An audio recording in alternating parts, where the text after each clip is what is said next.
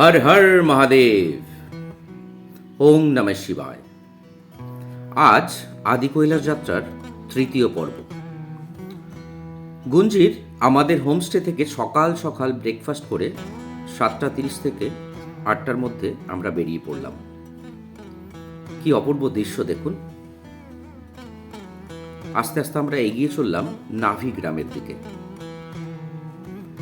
গত পর্বে বলেছিলাম এখানেই সেই মন্দিরটা। প্রথমে নাভিগ্রাম ক্রস করে আমরা এগিয়ে চললাম, আর আমাদের সাথে সাথে বয়ে চলল কুট্টি নদী। বাঁ পাশেই দেখতে পাচ্ছেন কুট্টি নদী।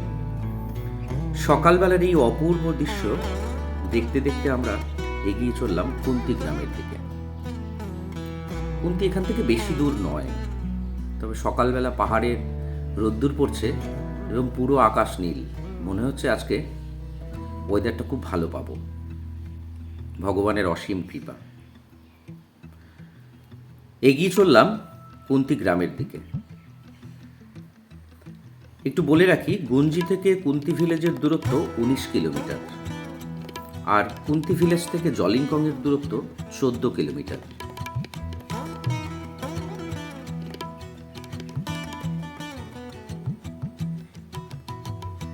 কিছুটা লাদাখ লাদাখ ফিলিংও আছে, বুঝতে পারছেন নিশ্চয়ই।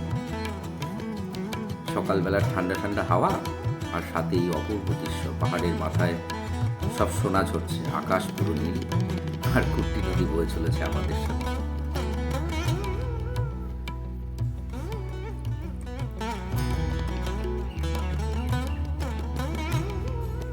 কি অপূর্ব, এই ভাষায় বর্ণনা করা যায় না। এগুলো উপভোগ করতে গেলে ওখানে যেতে হবে। রাস্তাগুলো সদ্য সদ্য তৈরি হয়েছে। এরপরে আর কোনো বড় গাছ পাবেন, যা দেখছেন এই রাস্তাতেই পাবেন।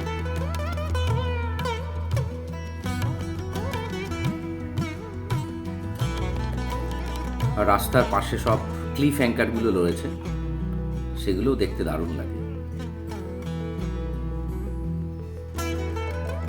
আমি জানি না কুন্তি দেখতে পাচ্ছেন কিনা, সোজা বাঁ পাশে কুন্তি ভিলেজটা একটু দেখা যাচ্ছে। এই বাঘগুলো ক্রস করার পরেই আমরা কুন্তিতে এসে পৌঁছব। অনেকদিন ধরেই শুনেছিলাম কুন্তি ভিলেজের একটা ইতিহাস। এখানে পাণ্ডবরা এই গ্রামটা তৈরি করেছিলেন। এখানে পাণ্ডব কিলা আছে, যদিও খুব ভগ্ন দশা।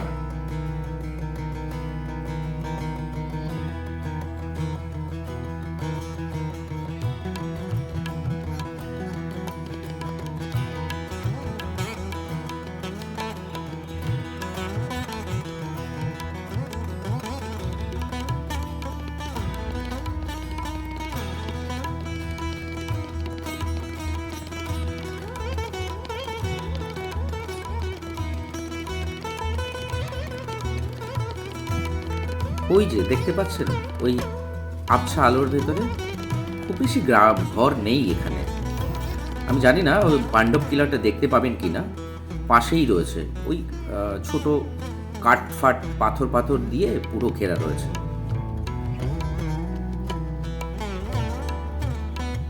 কিছুক্ষণ গ্রামটাকে দেখে ও চেকপোস্টে কাগজপত্র দেখিয়ে আমরা এখান থেকে আবার বেরিয়ে যাব। এই গ্রামে খুব বেশি ঘর বাড়ি নেই, কিন্তু পাথর ও কাঠের তৈরি প্রাচীন সব বাড়িগুলো ছবির মতো সুন্দর। এখানে যে পাণ্ডব কিলাটার কথা বললাম না, এখানে মহিলাদের প্রবেশ নিষেধ।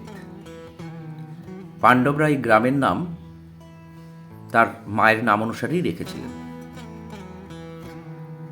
আবার এগিয়ে চললাম। আরও কিছুটা এগিয়ে এই প্রথম দেখা পেলাম ব্রহ্ম পর্বতের দেখা পেলাম। রাস্তার ওপর দিয়ে একটু পরে একটা জলের ঝোড়া আসবে, যেটাকে বলা হয় গণেশ নালা। দিন বাড়ার সাথে সাথে, দিনের আলো বাড়ার সাথে সাথে এই নালাটা খুব খরস্রোতা হয়ে যায়, বেরোনোও খুব মুশকিল হয়। এই প্রথম ব্রহ্ম পর্বত দেখলাম। এটাও অনেকটা আদি কৈলাসের, চূড়াটা অনেকটা আদি কৈলাসের মতোই দেখতে। এইটাই গণেশ নালা, যেটা আমরা ক্রস করছি। খুবই খতরনাক।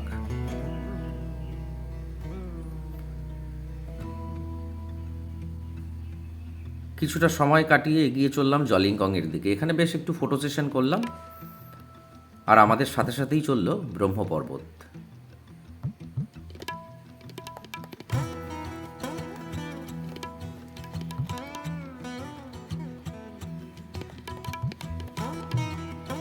অপূর্ব রাস্তা, মনে হচ্ছে যেন আমরা এই রাস্তা দিয়েই মেঘের দেশে চলে যাব।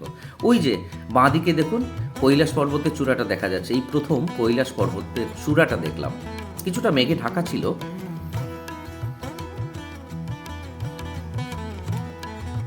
জলিংকং এর উচ্চতা হচ্ছে আপনার 4572 মিটার।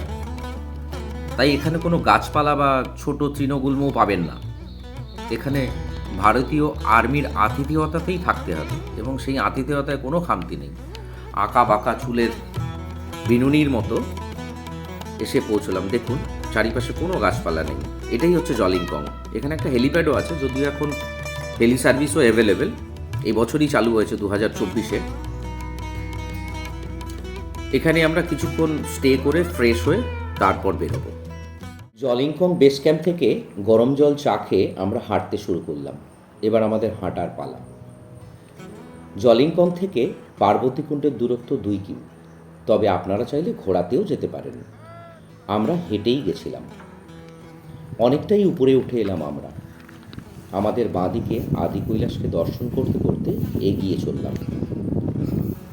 ওই যে দেখতে পাচ্ছেন, এটাই আদি কৈলাস। পাহাড়ের উপরে মেঘ জমে রয়েছে।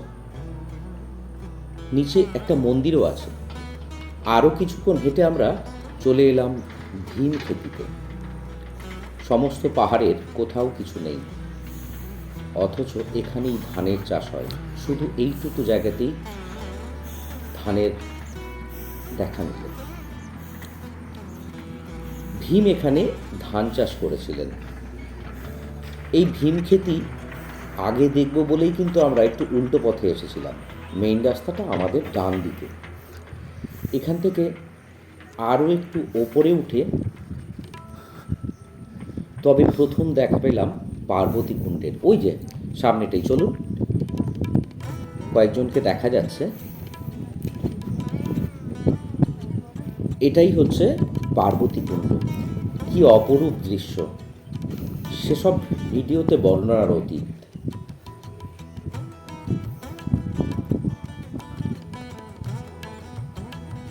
তবে এই পার্বতীকুণ্ডেরও একটা পরিক্রমণ হয়, একটু সময় লাগে। যদি আপনারা পরিক্রমণ করতে চান, আপনারা একটু সময় নিয়ে আসবেন। আর এটাই হচ্ছে পার্বতীকুণ্ডের সেই মন্দির।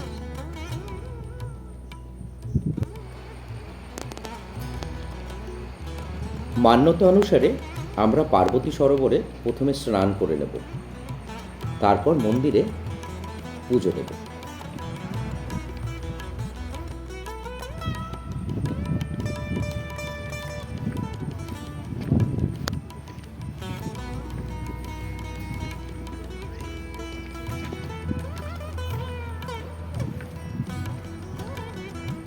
জল অসম্ভব ঠান্ডা।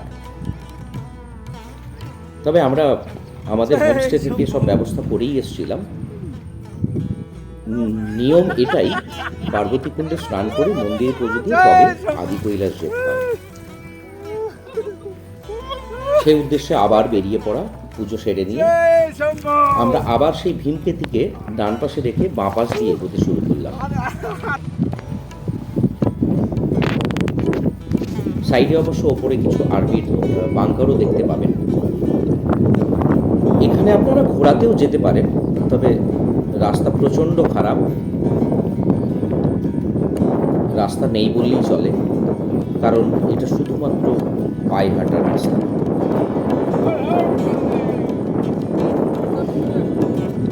যখন তখন রাস্তায় ল্যান্ডস্লাইড হয়, যার জন্য অনেক সময় ঘোড়াতে গেলেও আপনারা হয়তো নাও পৌঁছতে পারেন। ঘোড়া নামিয়ে দিতে পারেন, পুরো রাস্তাটা নিয়ে যাবে বলে নাও নিয়ে যেতে পারেন। পুরো রাস্তাটাই প্রচণ্ড খারাপ। আদি কৈলাসের উচ্চতা 6191 মিটার, আর গৌরীকুণ্ডের 5500 মিটার মতো। মহাদেব। এবং পুরো রাস্তাটাই বোল্ডার জন্য, দেখতেই পাচ্ছেন।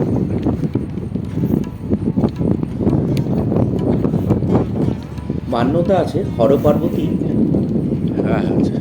এই কুণ্ডেই স্নান করতেন। পৌরাণিক কাহিনী অনুসারে মা পার্বতী শিবের কাছে থাকার জন্য এই স্থানে প্রার্থনা করেছিলেন এবং ভোলানাথ এখানে তাদের বাড়ি বানিয়েছিলেন। পৌরাণিক মতে এই গৌরীকুণ্ডই ভগবান গণেশের জন্মস্থান।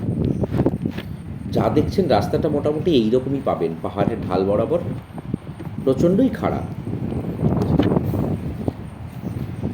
পার্বতীকুণ্ড থেকে গৌরীকুণ্ডের দূরত্ব 4 কিমির মতো। এভাবেই শুধু বিরামহীন চলা। ওই যে পেছনে নিচের দিকে তাকালে আপনারা এখান থেকে জলিংকংও দেখতে পাবেন। ওই যে জলিংকং। বছরের বেশিরভাগ সময় এখানে বরফ ঢাকা থাকে, উচ্চতাও অনেক, তাই অক্সিজেন লেভেল প্রচণ্ড কম। যদিও আমাদের অক্সিজেন নিতে হয়নি,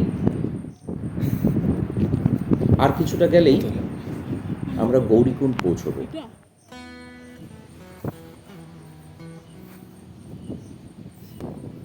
এটাও একটা স্লাইডিং জোন, এরকম বেশ কিছু স্লাইডিং জোন আছে। বাবাকে স্মরণ করতে করতে এগিয়ে চললাম।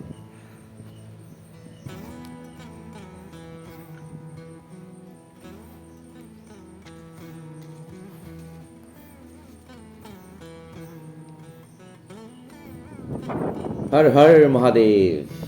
অবশেষে আমরা গৌরীকুণ্ড, সেই চির আকাঙ্ক্ষিত স্থানে পৌঁছে গেলাম। আর একটুখানি নিচে নামলেই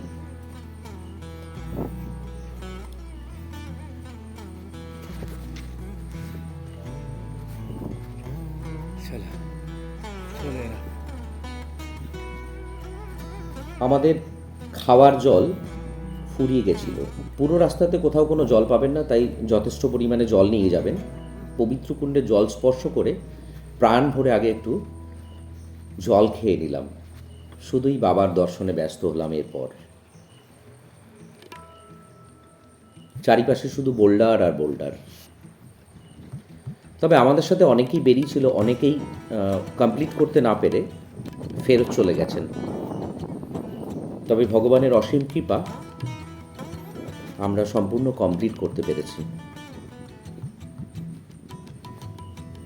অক্সিজেন লেভেল প্রচণ্ডই কম এখানে।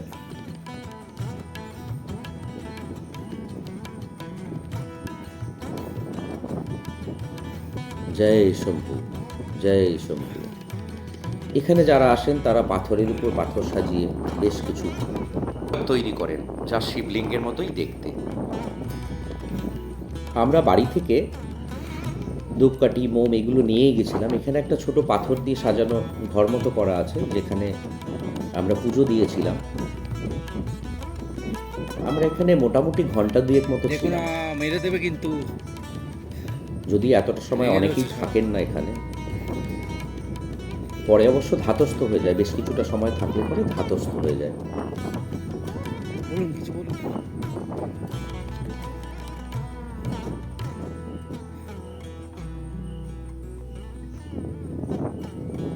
হর হর মহাদেব।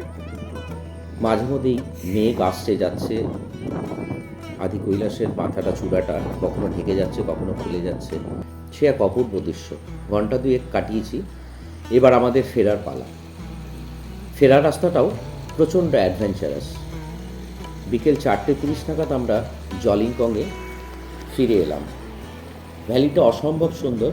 ওপর থেকে যে গৌরীগঙ্গা নিচের দিকে নামছে, তার কলকল শব্দ অনুভব করতে করতেই আমরা নিচের দিকে নামতে শুরু করলাম। এই জলিংকংয়ে এসে একটু খাওয়া দাওয়া করে গুঞ্জিতে ওই 8টা নাগাদ ফিরলাম। আজ এটুকুই থাক। পরের ব্লগে ওম পর্বত, নারায়ণ আশ্রম নিয়ে কথা বলবো।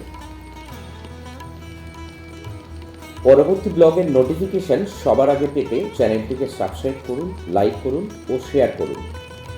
আর ভিডিওটা অনেক লেন্দি হয়ে গেল। গৌরীকুণ্ডের যদি একটা আলাদা ব্লগ করার ইচ্ছে আছে, যদি আপনারা কমেন্ট করেন এবং জানান, তাহলে নিশ্চয়ই করব। ধন্যবাদ। আজ এটুকুই থাক। হর হর মহাদেব।